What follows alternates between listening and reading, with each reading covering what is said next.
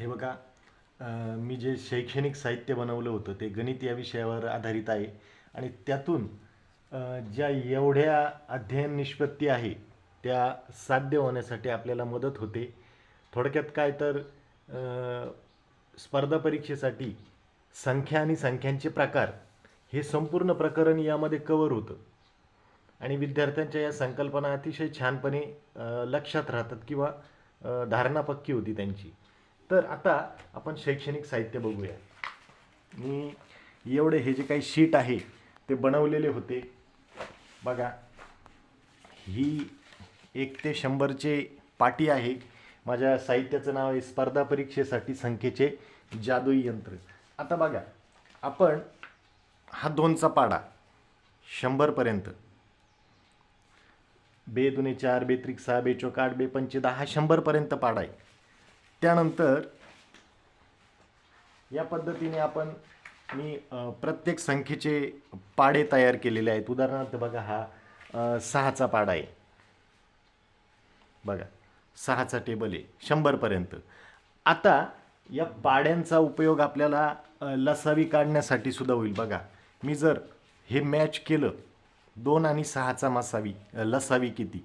बघा, हे दोघांमधले सामायिक विभाज्य आहे आणि याच्यातला सर्वात लहान विभाज्य हा लसावी, म्हणजे 2 आणि 6चा लसावी 6. या पद्धतीने आपण पाढे पण तयार करू शकतो आणि लसावी पण दाखवू शकतो. आता इथं बघा, 6च्या टप्प्याने येणाऱ्या संख्या हे सुद्धा आपण मुलांचं क्लिअर करू शकतो. यानंतर आहे एक महत्त्वाचा प्रकार जो विद्यार्थ्यांच्या लक्षात राहत नाही, जो स्पर्धा परीक्षेसाठी विचारला जातो. बघा, चौकोनी संख्या. चौकोनी संख्या म्हणजेच वर्गसंख्या. किती चौकोनी संख्या आहे ते मुलांना कळतं. का चौकोनी संख्या म्हणतात तेही मुलांना कळतं. यानंतर दुसरं आहे बघा, याच पद्धतीने 4चा टेबल आहे. हा 4च्या टप्प्याने येणाऱ्या संख्या किंवा 4चे विभाज्य हे पण सांगता येईल आपल्याला. या आहेत त्रिकोणी संख्या. बघा, या सर्व त्रिकोणी संख्या आहे. किती त्रिकोणी संख्या आहे? सर्वात लहान त्रिकोणी संख्या, 2 अंकी सर्वात मोठी त्रिकोणी संख्या, हे सर्व मुलांना कळतं. आणि खेळाच्या माध्यमातून हे दृढीकरण याचं होणं सर्वात गोंधळात टाकणारं. बघा, मधला, लगतचा आणि लगतचा आधी संख्या. बघा, मुलांना खेळातून हे कळेल मधला अंक कोणता आहे, आधीचा अंक कोणता, नंतरचा अंक कोणता. बघा, मुलांना खेळातून या गोष्टी पक्क्या होतात. याचप्रमाणे आता बघा, समसंख्या इथं लिहिलेले बघा, 0, 2, 4, 6, 8चा गट. हे बघा, या सर्व समसंख्या, याच्यावर सुद्धा आपल्याला खूप प्रश्न तयार करता येतात. सर्वात लहान समसंख्या, सर्वात मोठी समसंख्या, या पद्धतीने आपल्याला घेता येतं. त्याच पद्धतीने बघा, विषम संख्या 1, 3, 5, 7, 9चा गट. बघा, विषम संख्या. भरपूर प्रश्न आपल्याला तयार करता येतील. थोडक्यात काय तर संख्या आणि संख्यांचे प्रकार. हा बघा, हा 10चा टेबल आहे, 10चा पाडा. या बघा, या पूर्ण संख्या. त्यानंतर या नैसर्गिक संख्या 1 ते 100. हा 3चा टेबल आहे. 5, 7 असे भरपूर टेबल मी बनवलेले आहेत. या पद्धतीने बघा, आता मूळ संख्या. बघा, मुलांना वारंवार केलं तरी मुलं कंटाळणार नाही, उलट त्यांचं दृढीकरण होईल. इथं त्यांच्या मी व्याख्या पण स्पष्ट केलेली. मूळ संख्या कोणत्या आहेत, किती आहेत, हे प्रश्न वारंवार येतात मुलांना.